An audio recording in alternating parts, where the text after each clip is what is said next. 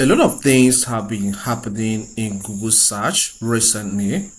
One of them is your ability to search based on recency. This is a newly added feature, so I'm going to walk you through on how to use that. The first step is to click on your Chrome browser for it to open. Okay, so here am I on the Chrome, and now I will search for a particular thing here. So let's say I want to find out the result of the match between Manchester United and Liverpool. So I will type Manchester United. Okay, I'll press enter. And now this has shown some search results.